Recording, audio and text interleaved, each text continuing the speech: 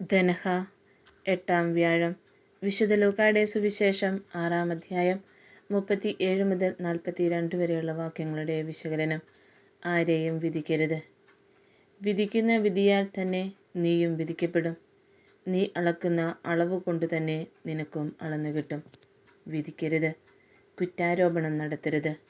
നിഷേധാത്മകമായ പ്രതികരണങ്ങൾ, അടിസ്ഥാനമില്ലാതെ മറ്റുള്ളവരെ വിധിച്ചുകൊണ്ട് അവർക്കെതിരെ കുറ്റാരോപണം നടത്തിയതും അന്തിചർച്ചകളിലൂടെ വ്യക്തിഹത്യ നടത്തുന്ന ഒരു കാലഘട്ടത്തിലാണ് നാം ജീവിക്കുക.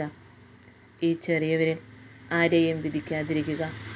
അവരുടെ കാവൽ ദൂതൻ സ്വർഗസ്ഥനായ പിതാവിൻ്റെ മുഖം ദർശിച്ചു കൊണ്ടിരിക്കുകയാണെന്ന് ഓർക്കുക.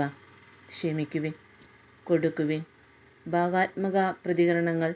മറ്റുള്ളവരോട് ഞങ്ങൾ ക്ഷമിക്കുന്നത് പോലെ ഞങ്ങളുടെ തെറ്റുകൾ ഞങ്ങളോടും ക്ഷമിക്കണമേ. ചെറിയ വിഷയങ്ങളുടെ പേരിൽ വർഷങ്ങളോളം ശത്രുത വെച്ച് പുലർത്തുന്ന മനുഷ്യരില്ലേ? നിന്റെ കഴിവിൽ നിനക്ക് എന്ത് മഹാത്മ്യമുണ്ട്?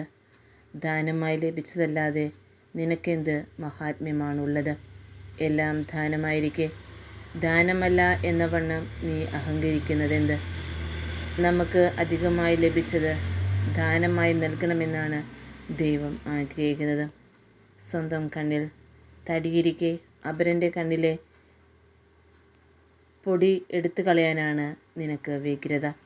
ആദ്യം നിന്റെ കുറവുകൾ പരിഹരിക്കുക, പിന്നീട് മറ്റുള്ളവരെ തിരുത്തുക. ഇല്ലെങ്കിൽ കുരുടൻ കുരുടനെ നയിക്കുന്നത് പോലെയാകും.